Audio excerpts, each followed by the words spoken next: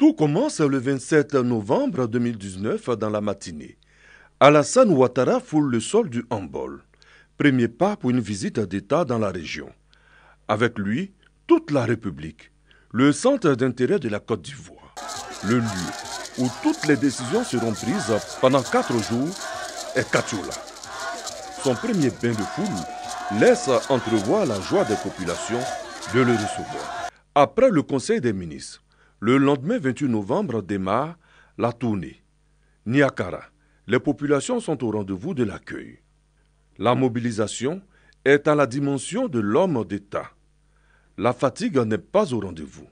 Le chef de l'État a le temps d'échanger avec les élus et cadres des différents départements. Que dire des actions de développement? Bitume, reprofilage de routes, adduction en eau potable, mise sous tension électrique, pose de première pierre, etc. Alassane Ouattara est arrivé avec le développement. Des actions profitables aux populations. La mobilisation de Dabakala, le 29 novembre, en dit long.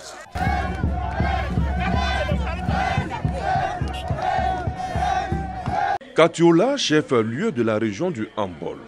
Le 30 novembre, l'apothéose, une sorte de finale. Le stade Ouattara Thomas d'Aquin a tout simplement refusé du monde. Katiola aura respecté sa tradition de ville hospitalière. Des paroles fortes, il y en a eu. Avant la visite, le président de la République a procédé à de nombreuses réalisations au profit de nos populations et de nombreuses promesses ont été faites. Et je pense qu'après cette visite, ça va être la renaissance du handball. Nous sommes reconnaissants, indéfiniment reconnaissants au président de la République. Son nom rime avec développement. Donc aujourd'hui, nous sommes convaincus que la région du handball qui était restée en arrière va aller de l'avant et aller de l'avant, de l'avant, de l'avant. Le handball dans son ensemble peut se réjouir. Le chef de l'État est venu dans le handball. Des actions de développement également. Des engagements ont été pris. Alassane Ouattara est reparti. Une chose est certaine. Le handball retrouve une dynamique nouvelle. Les nuages se sont dissipés. L'espoir est à l'horizon.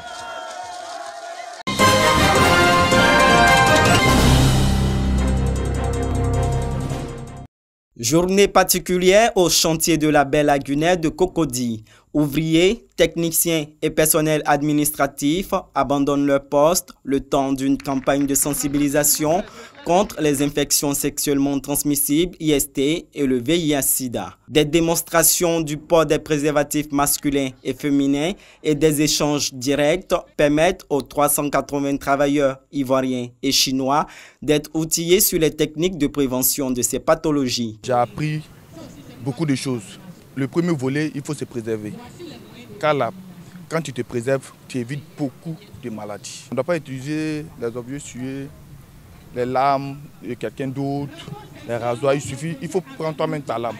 Moi, ce qui me concerne, c'est au niveau des préservatifs des femmes. Franchement, c'est ma première fois de voir ça. Je n'ai jamais vu.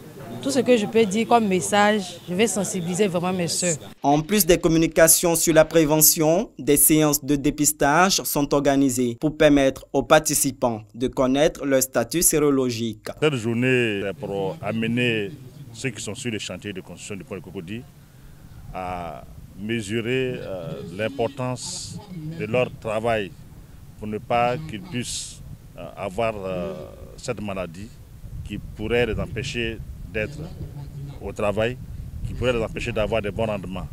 Donc c'est de passer le message de comment on prévient la maladie. Si on a la maladie, quelles sont les dispositions qu'on doit prendre pour pouvoir se faire soigner. En Côte d'Ivoire, 390 000 personnes sont touchées par le VIH-Sida. Cette journée de santé initiée par le PABC, projet de sauvegarde et de valorisation de la baie de Cocody, vise à briser la chaîne de transmission et renforcer les mesures de prévention contre le VIH-Sida.